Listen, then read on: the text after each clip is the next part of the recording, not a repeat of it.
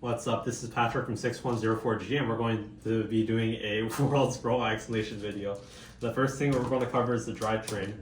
So right here we have 6 motors running 450 RPM on 3.25-inch omnidirectional wheels, just for the higher mobility and speed. And then we also have the motors stacked here, just to get 6. And then we also run a C-channel cross brace and then a high-strength axle cross brace right here, just because high-strength axles, they don't bend, they don't snap, so this just reinforces the drivetrain. We also have 2 tracking wheels and then an inertial right here for odometry, and we have a tank for lower CG.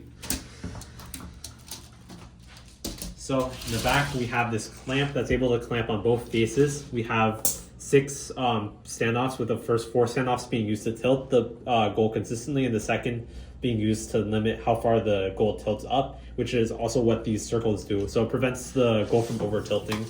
And I can just show both faces right now.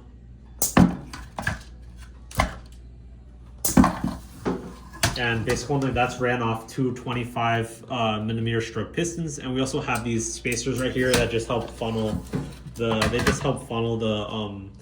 goal if it's like not centered.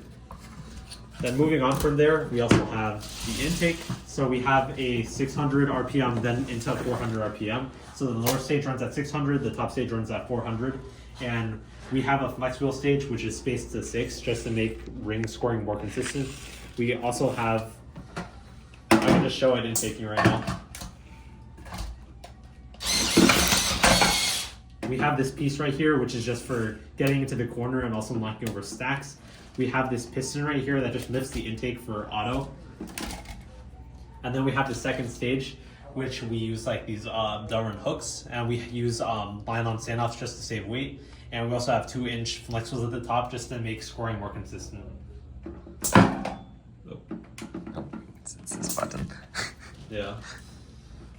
Yeah, and then we also have, combined with this, I'm Gaston from 6104G, we also have color filtering using a limit switch here combined with an optical sensor there. So this just detects when there's a ring, and then once it detects, it'll tell the optical to sense for the ring, because there was issues with integration time, so it'll just go, okay, I think I might have turned it on.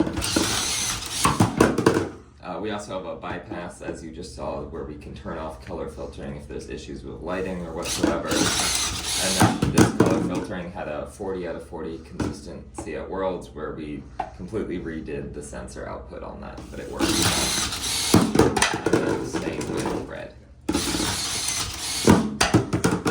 Then moving on from the code, we can cover the Lady Brown. So we run a 100 RPM motor, just like direct, so this is just running at 100 RPM. We have a short arm just so we can lock over goals and like score on the mobile goals and the align stake. And so I can show that's just the Lady Brown fully extended.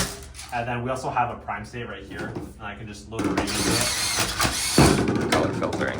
Oh yeah, my bad. I forgot you turned it on red, bruh.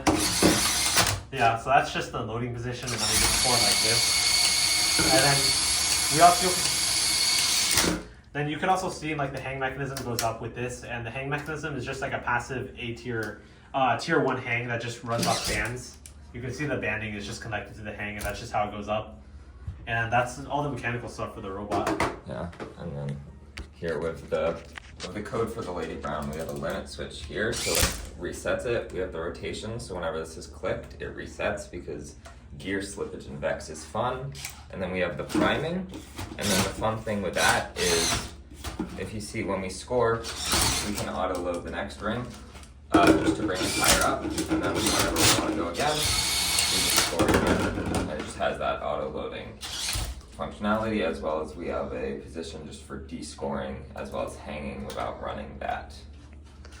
Yeah, and then another cool thing about the bot is the doinker. I kind of forgot about it, but we have a doinker with this piece of Delrin just to knock over the stacks, and then we also have this one-way gate right here, which is for rings.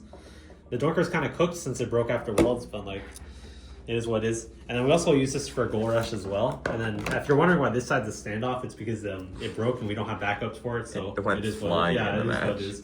And then another cool thing about the robot is you can see these sensors on the side, and we use this for, or we're going to use it for MCL. We ran out of time. Definitely plugged in. Yeah. And we have one in the front as well. The wire doesn't work. And then we also have this unliner which just folds just so that we're able to do the 3/6. We're able to just use the like Lady Brown for the 4-inch ocean. And then for the ramps, we also just run 2 sets of ramps. We have one full size and one like half right here, just for like to save on the amount of plastic we use. And also because we wanted this to be small enough, and if we doubled up there, then the hook wouldn't fit through. So that's why we doubled up. After these kept breaking when they were singled up, and then we just added the double. It never broke once at Worlds. Yeah. And then also shout out to the boys. 229V, 727R, drum roll, and also Cognex and Bangarang. Thank you for making my last year of Vex special, and I'll probably see you hopefully in Vex U.